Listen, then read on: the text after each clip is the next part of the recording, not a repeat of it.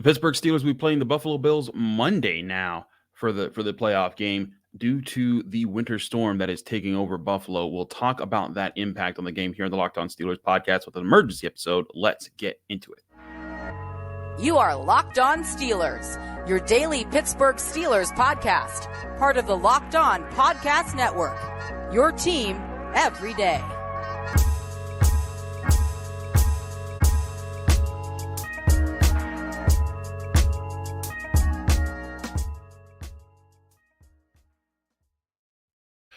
Hello and welcome to the Locked On Steelers podcast. I'm your host, Chris Carter, bringing you your daily dose of all things in the Pittsburgh Steelers.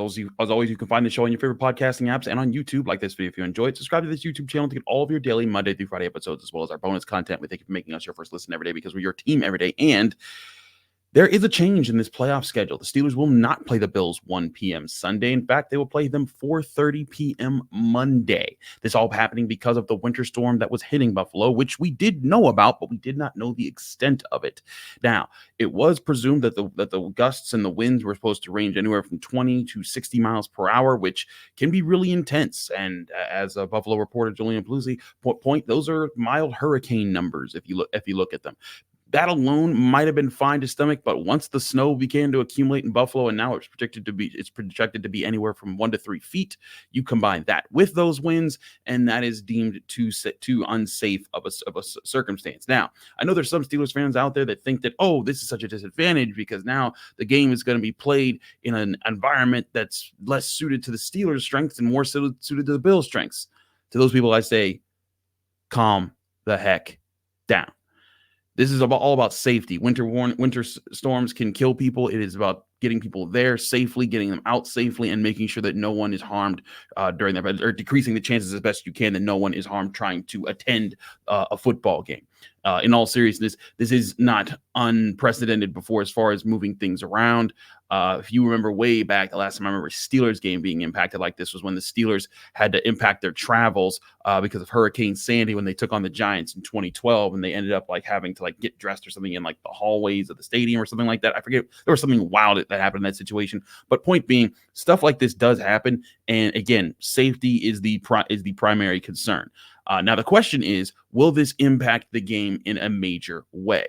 That part remains to be seen. Now, according to the forecast, there's still supposed to be a decent amount of snow that will be on the ground and continuing to accumulate as this game is played Monday afternoon.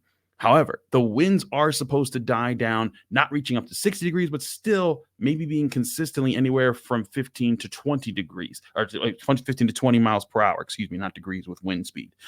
So those are still high winds for a football game. Those are still winds that can kind of take control of the ball if it's hung in the air for too long and can change things. They're not as insane winds as the ones that were predicted for Sunday, and that could give the Bills more of a chance to use their vaunted passing attack, which is the biggest threat to the Steelers in this game. But it could also open up more of the passing game for the Pittsburgh Steelers. One thing I was talking about with Brian Batko of the Pittsburgh Post-Gazette on our North Shore Drive podcast, go subscribe there if you want all our conversations there.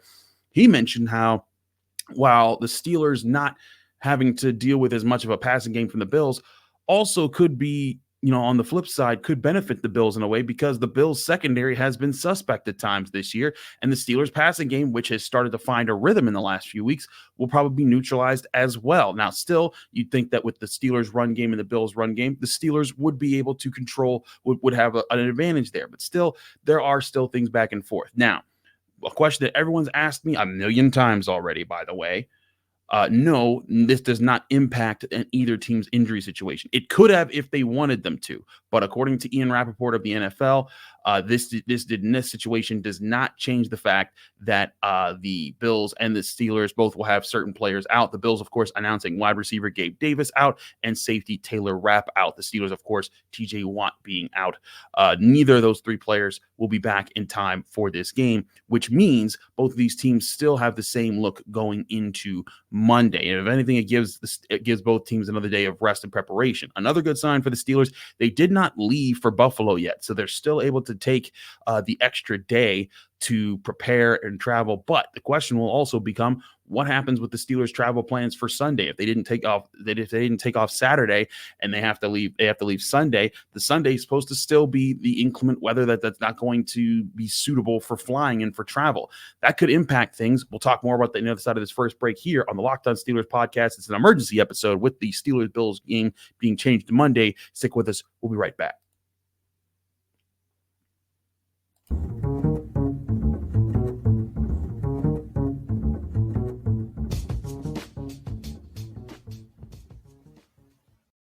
Back here in the Locked On Steelers podcast, I'm your host, Chris Carter, here with your emergency episode updating you after the Steelers-Bills game has been moved to 4:15. Now, full disclosure, I am recording this before any of the other playoff games are being played, so we don't know what has happened there. We'll talk more about that on the Monday episode of the Locked On Steelers podcast. But one thing to look at this is that I know there are some Steelers fans that are still feeling and trying to understand, like, hey, like, I get that there's safety concerns here, but it just feels like the Steelers have been down this road before as far as schedule changes. And if you're thinking back to the 2020 season, you would be correct. And that's a completely different circumstances than this.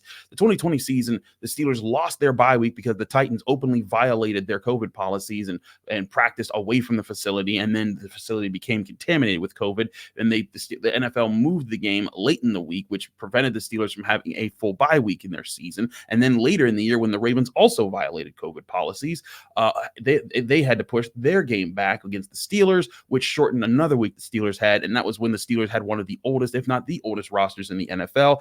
Eventually, that team fell apart with tons of injuries and banged up players, and then limped their way after an 11-0 start, limped their way to the playoffs, and then were bounced in the first round. This is a different situation. One, because this is actual safety being concerned here, and there's no person afoul there's no violations or anything. It's just winter storms. They happen. You got to deal with them. But the second thing I think that is also relevant here is that the Steelers are a much younger team. One thing that Marquise Pouncey even acknowledged at the time when people were talking about it was that the Steelers, when you're an older team back then in 2020, routine is vital for your health and for your development, because when you're an older team, the routine is what keeps you in sync. The routine is what keeps you healthy and helps your body kind of avoid more and more injuries. But when you keep having to switch things up the way they did that year, it's going to take its toll on older bodies, whereas younger bodies can kind of deal with that. It gives them a little bit more of an advantage. They can bounce back quicker from certain things. And this is a much younger team. I mean, let's face it. This is a team that's starting several rookies between Broderick Jones, Joey Porter Jr., Nick Herbig, Keanu Benton, Darnell Washington, all playing significant time, on top of plenty of younger bodies just on the team in general. Heck, the entire offense is basically young people outside of Isaac Seumalo. This could be something that the Steelers don't have to deal with nearly as badly as they did when they dealt with this about 3 years ago in the 2020 season. I think they're more suited to handle this. Now, the question will be, are the Bills suited to handle this? Because this gives them another day to prepare. This gives them another day to be at home.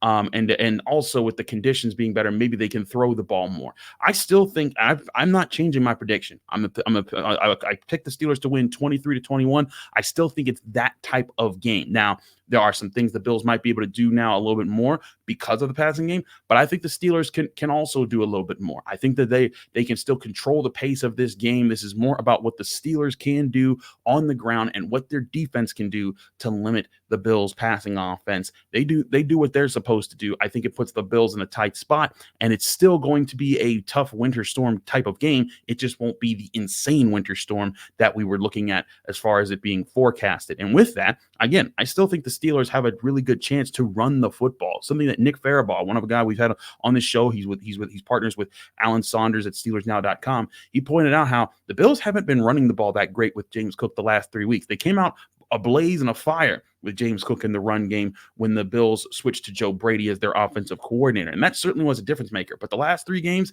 that had not been the case. And that is a big part of this game for me too, is that the Steelers have to be able to stop the Bills from running the ball. They have to force them to be one-dimensional so that they can force Josh Allen to be a little bit more predictable and get more of those turnover plays in the game. Turnovers are how the Steelers are going to win. On the year, the Steelers are plus 11 in their turnover differential. The Bills are just plus 2.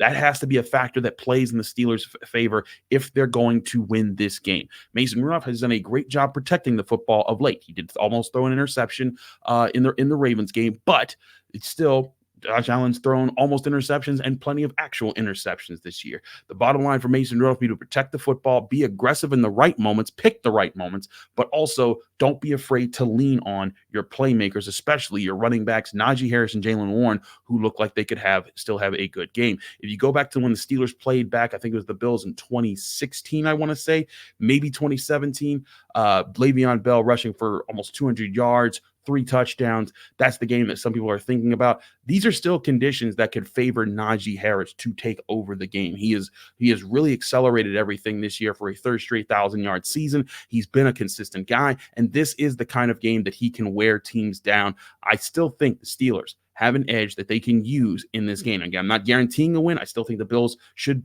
be the favorites, but a 10-point favorite, that I do not agree with. I think that if you're a betting person and you're looking at FanDuel Sportsbook online, you should be taking the Steelers to at least make this a close game. And if you're taking the money line, if you're not worried about the points, I still think the Steelers would be a heck of a pick for you, and with the matchup that they have in front of them. We'll do a full Monday episode looking at what else happened in the playoffs and also any other notes that we have here on the Locked On Steelers podcast. Stay tuned. We'll have a lot more to discuss on the Monday episode of Locked On Steelers.